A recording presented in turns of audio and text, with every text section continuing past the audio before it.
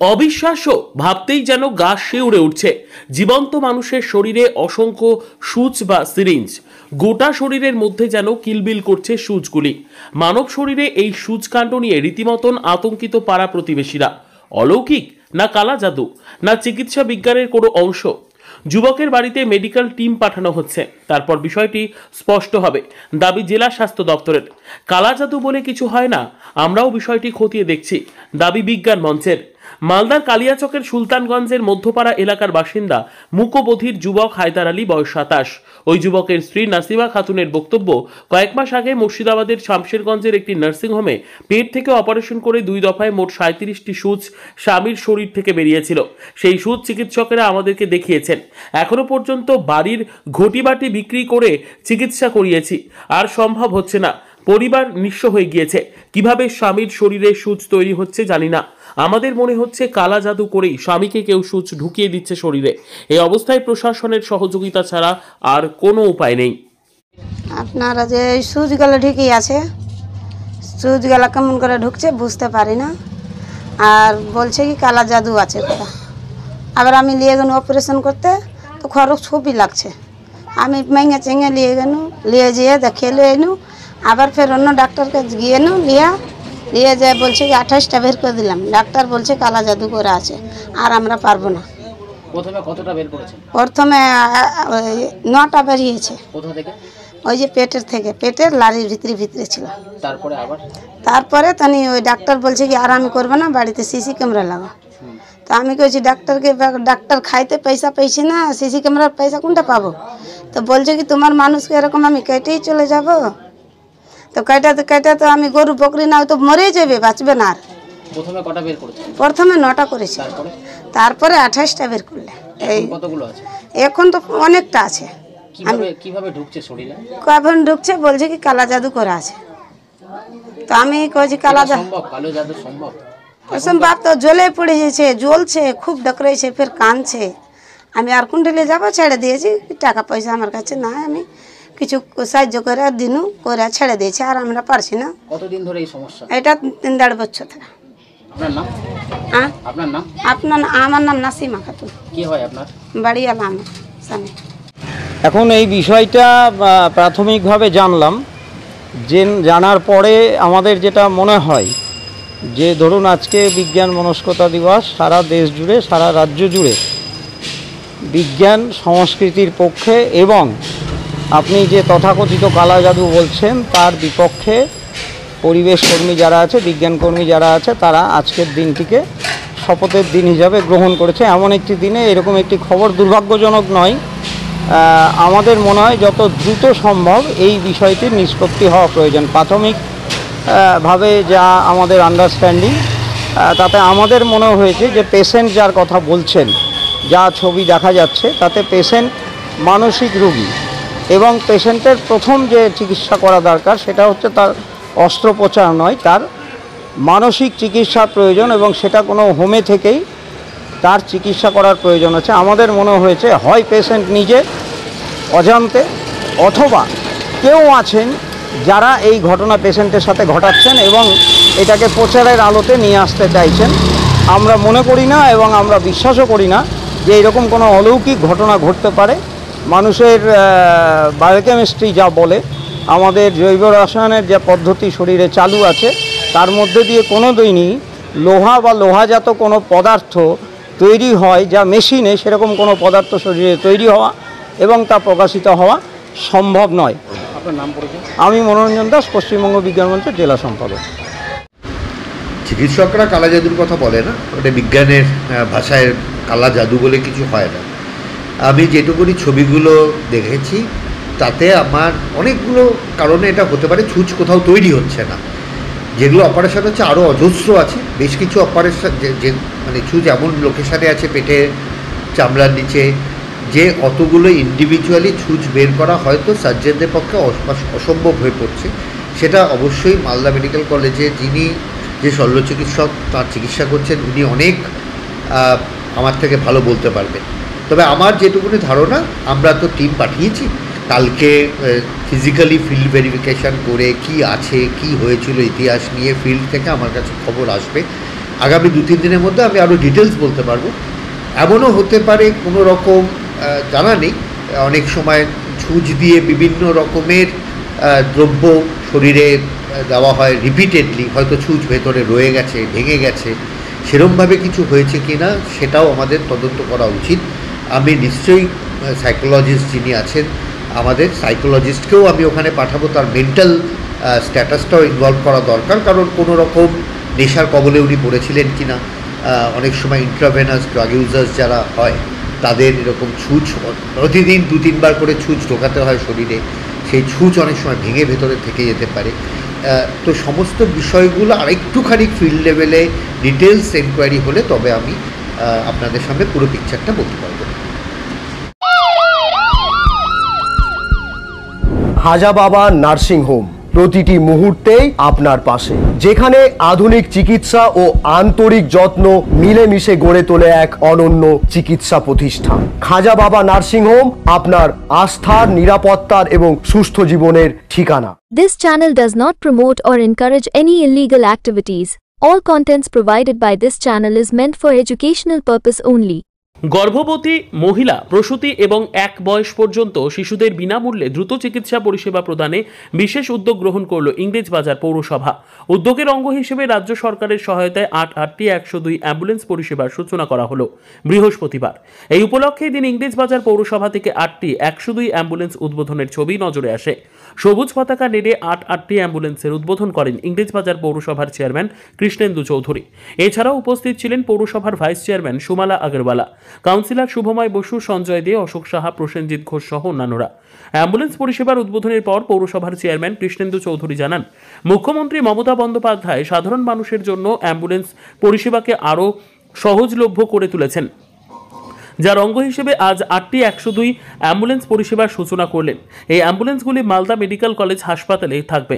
গর্ভবতী মহিলা এবং 1 বছর বয়স পর্যন্ত শিশুদের দ্রুত হাসপাতালে পৌঁছে দেওয়া এবং প্রসূতি মহিলাদের হাসপাতাল থেকে বাড়িতে পৌঁছে দেওয়ার কাজ করবে। এজন্য কোনো মূল্য দিতে হবে না, সম্পূর্ণ বিনামূল্যে সর্বক্ষণ এই পরিষেবা মিলবে। ফোন করলেই অ্যাম্বুলেন্স বাড়ির দোরগোড়ায় পৌঁছে যাবে। অ্যাম্বুলেন্স কিভাবে চলবে এবং কি সুবিধা হবে? মাননীয় মুখ্যমন্ত্রী অ্যাম্বুলেন্স পরিষেবাটাকে আরও সহজ সরলভাবে তিনি মানুষের মধ্যে নিয়ে এসছেন। আপনি যে কোনো প্রান্ত থেকে 102 নম্বর ডায়াল করবেন, সঙ্গে সঙ্গে আপনার কাছে অ্যাম্বুলেন্স আসবে। কিন্তু এটা হসপিটালে যেতে হবে, কোনো নার্সিংহোম টম যাবে না। আবার হসপিটাল থেকে কোনো যদি রেফার করে কলকাতায়, তাহলেও সেই অ্যাম্বুলেন্স যাবে। এটা খুবই ইজি হয়ে গেছে, জিপিএস লাগানো আছে, এরা ঘুরবে, আপনি ফোন করলে সঙ্গে সঙ্গে আপনার দরজায় পৌঁছে যাবে। এর জন্য কি কোনো পেমেন্ট করতে হবে? এর জন্য কোনো পেমেন্ট করতে হবে। বয়স্ক মহিলা থাকুক, লোক থাকুক, বাচ্চা হোক, অন্তঃসত্ত্বা মহিলা থাকুক, সঙ্গে সঙ্গে। কতগুলো চলবে এবং কীভাবে চলবে? এখন 8টা ওপেন হচ্ছে, এরা এইখানে মেডিকেল কলেজেই থাকবে, এখান থেকে ফোন আসবে, সঙ্গে সঙ্গে ওরা ওখানে রওনা। আগে কি অসুবিধা হতো, কি সুবিধা হবে? আগে অ্যাম্বুলেন্স পাওয়া খুব মুশকিল হতো, এখানে ফোন করো, ওখানে ফোন করো, ড্রাইভার পাচ্ছে না, এটা সেটা না। 24 ঘন্টা ড্রাইভার থাকবে, অ্যাম্বুলেন্স থাকবে। এটা মুখ্যমন্ত্রী সাধারণ মানুষের জন্য করছেন। আমরা আজকে যেহেতু এটা শহরের মধ্যে, পুরসভা থেকে এটাকে প্রারম্ভিকভাবে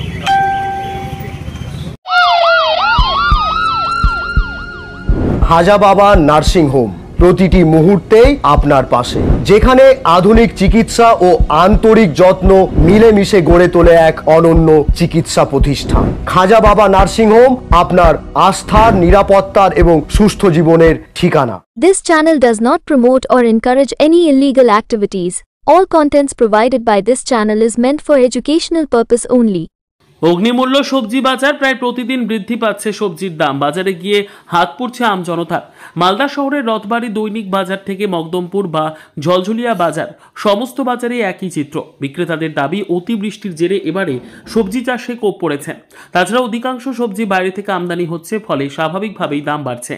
বর্তমানে মালদা শহরের বাজার দর: আলু 20 টাকা, পেঁয়াজ 30 টাকা, পটল 60 টাকা, ভেন্ডি 50 টাকা, ঝিঙা 50 টাকা, বেগুন 60 টাকা, লঙ্কা 200 টাকা, আদা 100 120 টাকা, করলা 40 টাকা। এই অবস্থায় প্রতিদিন বাজারে গিয়ে পকেটে টান পড়ছে বাঙালির। ক্রেতাদের দাবি, হঠাৎ করে বাজারে এই অগ্নিমূল্য অবস্থা। আগে যেখানে 100 টাকায় ব্যাগ ভরে যেত, সেটা এখন 500 টাকা লাগছে।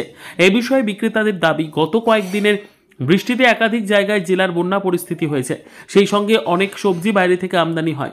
এক, আমদানি কম, অন্যদিকে বন্যায় অনেক ফসল ডুবে যাওয়ার কারণে দাম বেড়েছে সবজির।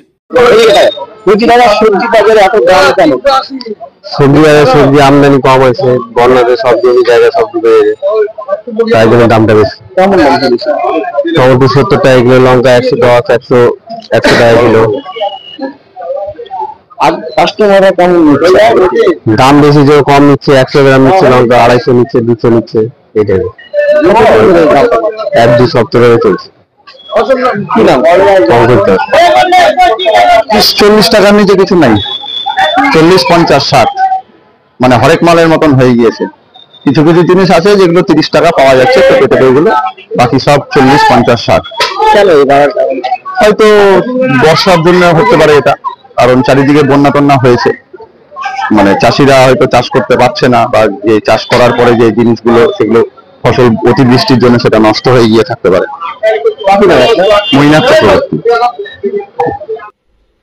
মালদা জেলায় সাধারণত সবজি আমাদের নর্থ মালদাতে উৎপন্ন বেশি হয়, কিন্তু নর্থ মালদায় হঠাৎ করে বন্যায় প্লাবিত হওয়ার কারণে সবজি অনেকগুলো জলে ভেসে গেছে, এবং যে সবজি আছে সেগুলো তুলে নিয়ে এসে বাজারজাতকরণ সম্ভব হচ্ছে না, যে কারণে হঠাৎ করে সবজির মূল্য বৃদ্ধি হয়েছে।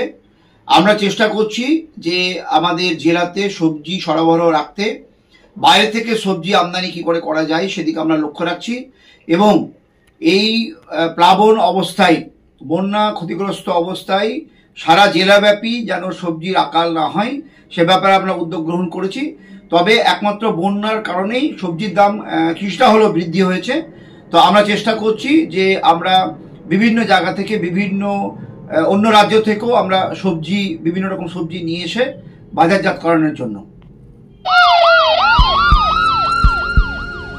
হাজা বাবা নার্সিং হোম প্রতিটি মুহূর্তেই আপনার পাশে, যেখানে আধুনিক চিকিৎসা ও আন্তরিক যত্ন মিলেমিশে গড়ে তোলে এক অনন্য চিকিৎসা প্রতিষ্ঠান। খাজা বাবা নার্সিং হোম আপনার আস্থার, নিরাপত্তার এবং সুস্থ জীবনের ঠিকানা। This channel does not promote or encourage any illegal activities. All contents provided by this channel is meant for educational purpose only. অগ্নি নির্বাপন ব্যবস্থা নিয়ে এক সচেতনতামূলক শিবির অনুষ্ঠিত হলো। মালদা মেডিকেল কলেজ হাসপাতাল চত্বরে প্রশিক্ষিত নার্সিং কর্মীদের নিয়ে আয়োজন করা হয়েছিল এই সচেতনতা শিবিরে। হঠাৎ করে আগুন লাগলে দমকল আসা না পর্যন্ত প্রাথমিকভাবে কি করণীয় সহ বিভিন্ন বিষয়ে হাতে কলমে শেখানো হয় প্রশিক্ষিত নার্সিং কর্মীদের। এদিন ইংরেজবাজার দমকল দপ্তরের আধিকারিক এবং কর্মীরা তাদের প্রশিক্ষণ দেন। আমাদের প্রত্যেক মাসে মেডিকেল কলেজে একটা অ্যাওয়ারনেস প্রোগ্রাম হয়, মক ড্রিল হয়। আমরা অগ্নি সংক্রান্ত ব্যাপারে যারা এখানকার এমপ্লয়ি রয়েছেন, ট্রেনিজ রয়েছেন, তাদেরকে আমরা সচেতন করি, এবং এটা হসপিটাল কর্তৃপক্ষ থেকেই ব্যবস্থা করে পুরোপুরি। আমরা প্রত্যেক মাসে এটা করে থাকি। আজকে কাদেরকে নিয়ে করা হচ্ছে? আজকে কিছু ট্রেনিজ আছে, কিছু নার্সিং ট্রেনিজ আমি দেখতে পাচ্ছি। হ্যাঁ, ওনারা নার্সিং ট্রেনিজ অ্যারেঞ্জ করেছেন। তো ফায়ার আগুন লাগতে গেলে যে কী কী করণীয় সেই ব্যাপারগুলোতে আমরা সচেতন করে একটা ছোট্ট করার প্রোগ্রাম করা হয়। আপনার নাম? আমার নাম তীর্থঙ্কর দাস। আমরা ইংরেজবাজার ফায়ার স্টেশন থেকে এসেছি, আমাদের টিম নিয়ে আমরা এসেছি। হাজা বাবা নার্সিং হোম প্রতিটি মুহূর্তেই আপনার পাশে, যেখানে আধুনিক চিকিৎসা ও আন্তরিক যত্ন মিলেমিশে গড়ে তোলে এক অনন্য চিকিৎসা প্রতিষ্ঠান। খাজা বাবা নার্সিং হোম আপনার আস্থার, নিরাপত্তার এবং সুস্থ জীবনের ঠিকানা। This channel does not promote or encourage any illegal activities. All contents provided by this channel is meant for educational purpose only. মশাবাহিত রোগ নিয়ে এক প্রশিক্ষণ শিবির অনুষ্ঠিত হলো মালদা মেডিকেল কলেজ হাসপাতালে। মালদা মেডিকেল কলেজ হাসপাতালের প্রশাসনিক ভবনের কনফারেন্স হলে আয়োজন করা হয়েছিল এই প্রশিক্ষণ শিবিরের। 139 জন চিকিৎসক অংশ নিয়েছিল এই প্রশিক্ষণ শিবিরে। সংশ্লিষ্ট বিশেষজ্ঞরা মশাবাহিত রোগ যেমন কালাজ্বর, ডেঙ্গু এবং ম্যালেরিয়া নিয়ে প্রশিক্ষণ দেন তাদের। উল্লেখ্য, বর্ষা শুরু হতেই মশাবাহিত এই রোগের প্রকোপ দেখা দিয়েছে, তাই রাজ্য সরকারের নির্দেশ মতো মালদা মেডিকেল কলেজ হাসপাতালের উদ্যোগে এই প্রশিক্ষণ শিবির। আমাদের এখানে ইন্টার্ন এবং পোস্ট গ্রাজুয়েট স্টুডেন্ট যারা আছেন তাদেরকে আমরা এই ভেক্টর বোর্ন ডিজিজ অর্থাৎ এই মশাবাহিত যে রোগগুলি বা আছে এখন এই সুদিনে, যেমন ম্যালেরিয়া, ডেঙ্গু, কালাজ্বর, এইগুলো নিয়ে আমরা একটা 2 দিনের ব্যাপী একটা ট্রেনিং প্রোগ্রাম চলছে। গ্রুপে আমরা বিভিন্ন গ্রুপে ভাগ করে চলছে, 3 দিন ধরে এটা চলছে প্রোগ্রাম। এবং সেখানে আমাদের সংশ্লিষ্ট বিশেষজ্ঞরা ট্রেনিং দিচ্ছেন রিগার্ডিং ট্রিটমেন্ট অ্যান্ড ম্যানেজমেন্ট এবং ডায়াগনোসিস অ্যান্ড ট্রিটমেন্ট। কদিন চলবে? না, আগামীকাল উনি চলবে। এটা ওই গ্রুপে ভাগ করে সব আমাদের ইন্টার্ন যারা আছেন। কতজন চিকিৎসক আছে? আমাদের 124 জন ইন্টার্ন আছেন এবং 15 জন পোস্ট গ্র্যাজুয়েট। এই 139 জনের ট্রেনিংয়ের এবার আমরা অনুমতি পেয়েছি, তাদের সেইভাবে অনুমতি পেয়েছি এবং সেই জন্য আমরা সরকারের যে নির্দেশনামা মেনে তাদের ট্রেনিং দিচ্ছি। ট্রেনিংটি চলবে এবং ট্রেনিংয়ের পরে তারা এমনি কাজে আমাদের এখন যেহেতু এখন ডেঙ্গি এবং এই ধরনের মশাবাহিত রোগগুলির প্রাদুর্ভাব বাড়তে পারে, এই আশঙ্কায় আমরা প্রস্তুতির হিসেবে এই ট্রেনিং প্রোগ্রাম তাদের করেছি। এবং এছাড়া অন্যান্য ট্রেনিং আমরা রেগুলারলি হচ্ছে। এছাড়া আমরা নিজেরা আগেও করেছি একটি, এটি একটা আমরা আবার নতুন করে বারবার ট্রেনিং দিয়ে সবাই করছি। হাজা বাবা নার্সিং হোম প্রতিটি মুহূর্তেই আপনার পাশে, যেখানে আধুনিক চিকিৎসা ও আন্তরিক যত্ন মিলেমিশে গড়ে তোলে এক অনন্য চিকিৎসা প্রতিষ্ঠান। খাজা বাবা নার্সিং হোম আপনার আস্থার, নিরাপত্তার এবং সুস্থ জীবনের ঠিকানা। This channel does not promote or encourage any illegal activities. All contents provided by this channel is meant for educational purpose only.